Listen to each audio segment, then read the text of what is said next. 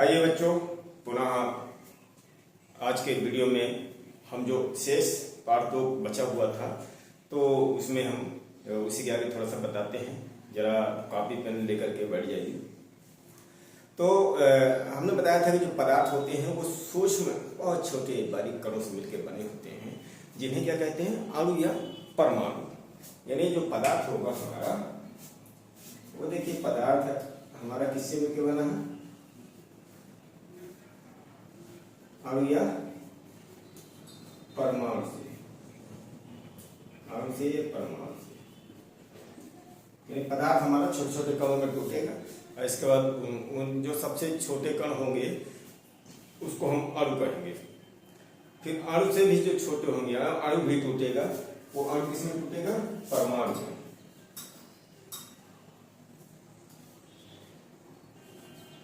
परमाणु। अब क्या था कि एक वैज्ञानिक थे डाल्टन ने परमाणु सिद्धांत दिया था। तो उसमें उन्होंने बताया था कि परमाणु को अब तोड़ा नहीं जा सकता, ये अविभाज्य है, ये टूटेगा नहीं। लेकिन जब इलेक्ट्रॉन, प्रोटॉन और न्यूट्रॉन की खोज हुई तब पता चला कि नहीं, परमाणु जो है हमारा अभी टूटेगा। तो किस में टूटता है ये जरा देखिए। तो परमाणु हमारा 3 कणों में टूटेगा। पहला है इलेक्ट्रॉन, दूसरा है प्रोटॉन और तीसरा है न्यूट्रॉन।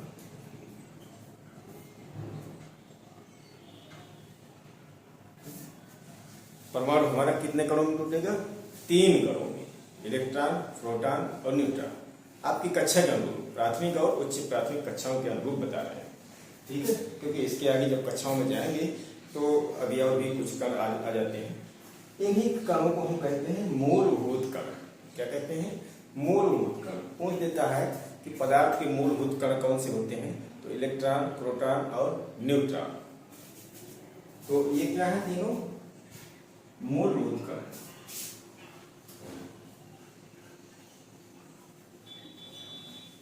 मूलभूत कण, पदार्थ के मूलभूत कण, ठीक है।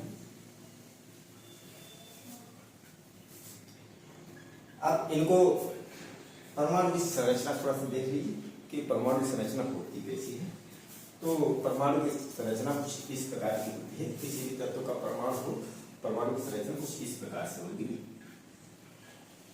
ये देखिए, ये है और ये।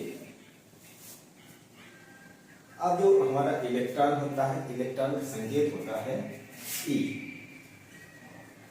प्रोटॉन का संकेत P और इसका है, ठीक है। आवेश की अगर बात किया जाए तो आवेश हमारा होता है,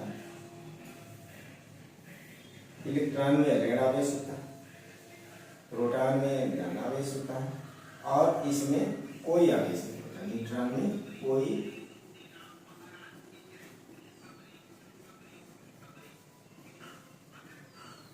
आवेश नहीं।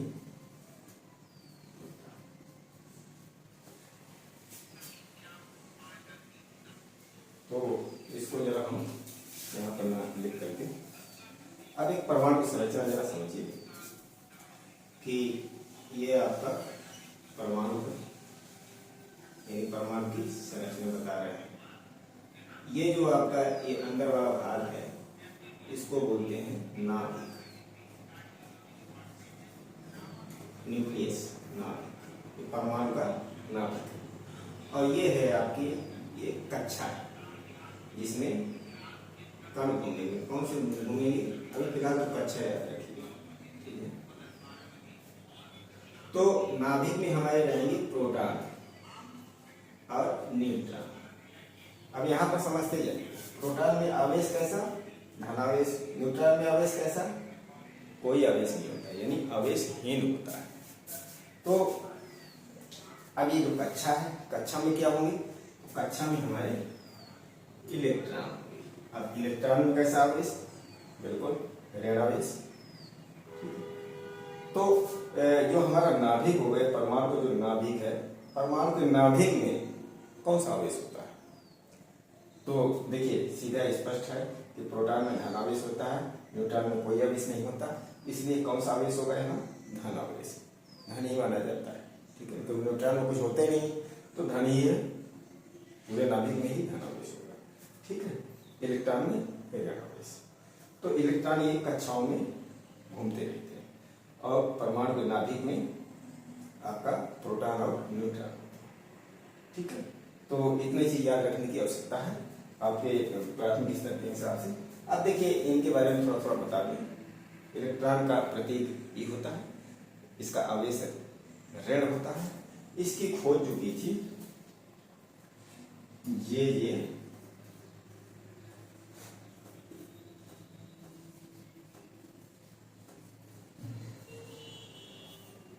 थॉमसन ने की थी 1897 ईस्वी में।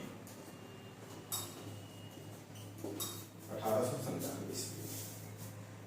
ठीक है, तो अगर कोई पूछे कि इलेक्ट्रॉन की खोज किसने की थी तो जे थॉमसन, ये बहुत वैज्ञानिक थे जिन्होंने इसको खोजा था 1897 ईस्वी में। इसके बाद आ जाइए प्रोटॉन में।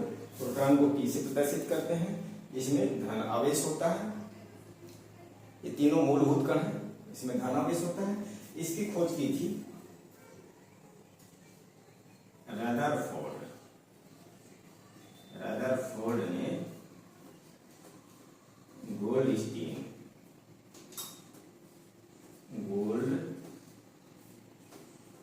एक वैज्ञानिक थे के साथ मिलकर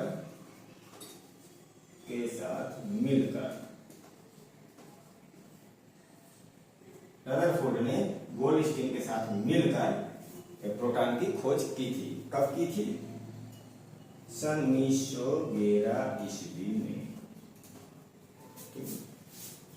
रदरफोर्ड ने गोल्डस्टीन के साथ मिलकर सन 1911 में प्रोटॉन की खोज की थी। अब आ जाइए भाई न्यूट्रॉन का अंश प्रदर्शित करेंगे, इसमें कोई आवेश नहीं होता है ना, यानी आवेशहीन होता है। या आवेशहीन बोल दो, यानी आवेशहीन का मतलब कोई आवेश नहीं, या सीधे सीधे कोई आवेश नहीं होता है। तो न्यूट्रॉन की हमारी जो खोज की थी ये है जेम्स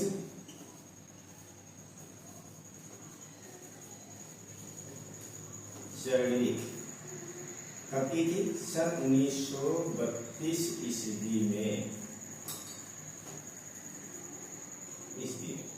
जेम्स चर्डविक ने सन 1932 में खोजी। ठीक है,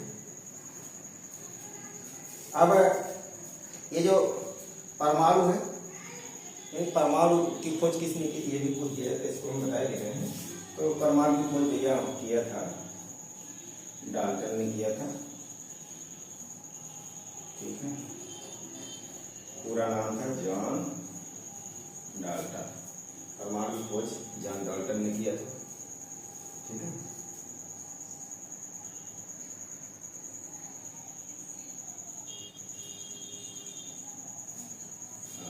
ठीक है। इसके पश्चात ये हमारा कक्षा हो गई, ये नाभिक हो गया। और जो परमाणु का जो नाभिक होता है, ये परमाणु का नाभिक है।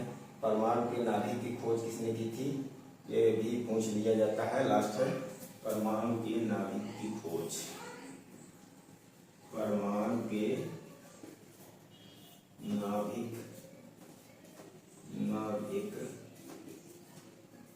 की खोज किसने किया था? रदरफोर्ड ने किया था।